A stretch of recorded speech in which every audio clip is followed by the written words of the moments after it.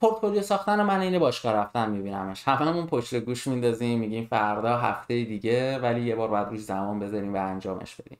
چون پورتفولیو داشتن خیلی مهمه بچه‌ها، ویترین کاری شماست. هر توضیحاتی که شما توی رزومتون میدین این فرصت دارین تو پورتفولیوتون بیاین نشون بدید. پروژه چی بوده که من درباره‌اش صحبت کردم، چه شکلی بوده، سبک طراحی من چیه اصلا، چه افرادی تو این پروژه حتی شرکت داشتن. پورتفولیوتون به دو شکل میتونه باشه، آنلاین، آفلاین. هر دوتاش هم میتونید داشته باشید. اگه آنلاین داخل وبسایتتون قرار بدید یا از پلتفرم‌های استفاده کنید که برای این کار طراحی شدن مثل بیهنس، اکثر دیزاینرها باهاش آشنایی دارن، یا میتونید از نرم افزارهای پروتوتایپ استفاده کنید برای ساختن پورتفولیوتون. اگه آفلاینه بچا حتما پی دی اف فرمت باشه، عکس‌ها رو جنریت نکنید زیپ فایل کنید بفرستین برای یه کسی، وقتی این کارا رو هایرینگ منیجر نداره.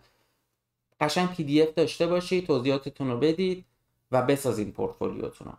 استاندارد خاصی هم برای ساخت پورتفولیو ما اصلا نداریم، بستگی داره که شما حرفتون چیه، چند سال سابقه کار دارین، چه پروژه هایی میخواین توش نشون بدین و شکل توضیح دادن اون پروژه ها هم خیلی مهمه. حالا یه سری نکات رو بهتون میگم که رعایت بکنین حتما توی ساخت پورتفولیوتون. یکی از مهمترین نکته هایی که باید دقت کنید توی ساخت پورتفولیو هماهنگی با رزومه است. هر اطلاعاتی که من توی رزومم دارم باید بیام تو پورتفولیوم نشون بدم. اگه بیشتر بدم عیبی نداره، کمتر نباشه. اگه من میام توی رزومم میگم من موبایل اپلیکیشن دیزاین کردم، وب اپلیکیشن دیزاین کردم، هر دو تا پلتفرم رو توی پورتفولیوم داشته باشم.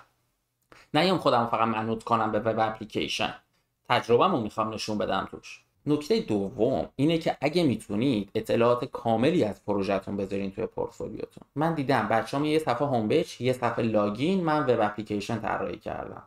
چه ارزشی برای من هایرینگ منیجر داره؟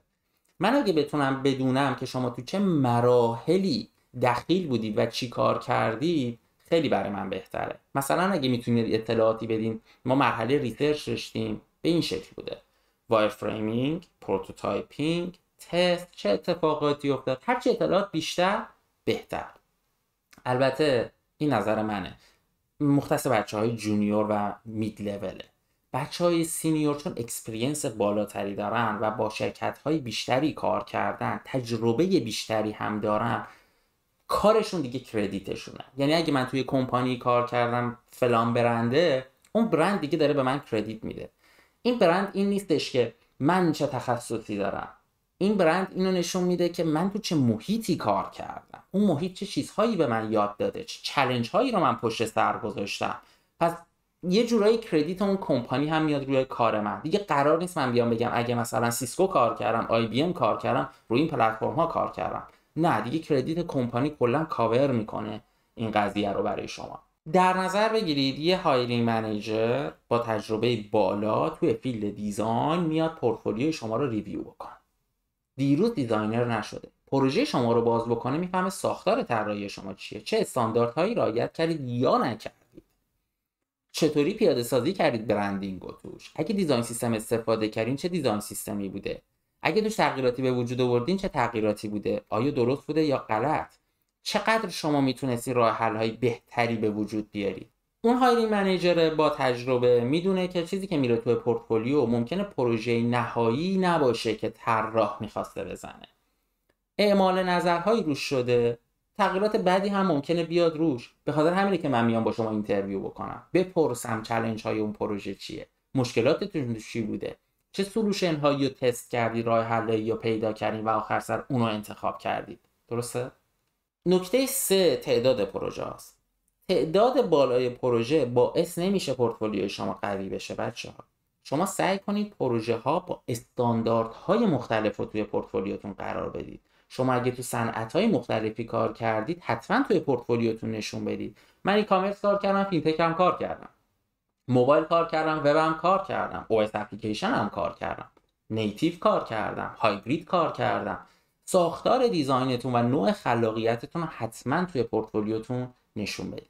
نکته 4 و اشتباهی که بیشتر بچهای جونیور انجام میدن اینه که پروژه های فیک و دروغین میذارن توی پورتفولیوشون. بچه‌ها این کار رو انجام ندید، اشتباه ترین کاره. هایرینگ منیجر دیروز نیومده سر کارش، نگاه بندازه به پورتفولیوی شما، میفهمه ساختار شما نسبت به تجربتون چیه. اکثر پروژه هایی که ما توی مارکت میبینیم یا دیزاینرها انجام میدن، سر فان اکسسبل نیست.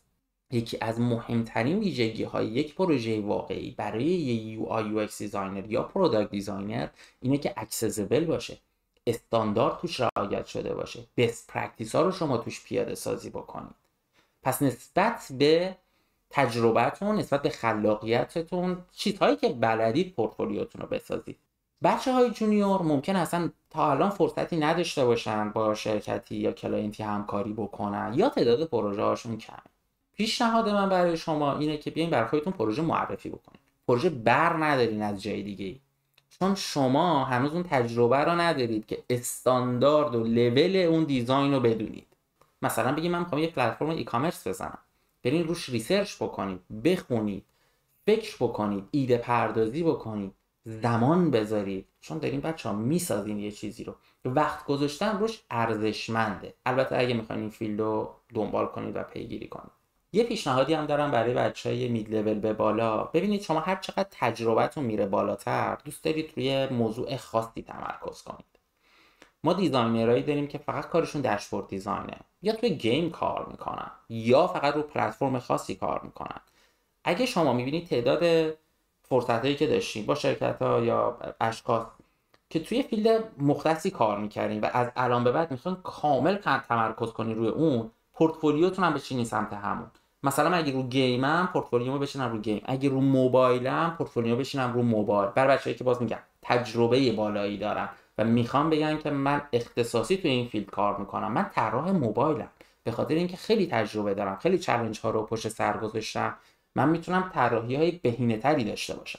یه نکته دیگه هم در رابطه با پورتفولیو بگم. شما ممکن تجربهشو داشته باشید یا براتون در آینده به وجود بیاد، شما ممکن طراحی محصولی انجام بدید، اما با توجه به قراردادتون یا اگریمنتی که با اون کمپانی یا اشخاص دارید، در انتهای پروژه نتونید اون پروژه رو با کسی به اشتراک بذارید، نتونید پورتفولیوتون بیارید. در این مواقع اگه شما توی مسیر استخدامتون این فرصت داشتین که پورتفولیوتون رو پرزنت کنید یا توی تکنیکال اینترویو ها صحبت کنید در رابطه با پروژه، بیشتر تلاشتون روی این باشه که در رابطه با جزئیات صحبت کنید، چون جزئیات خیلی مهمه.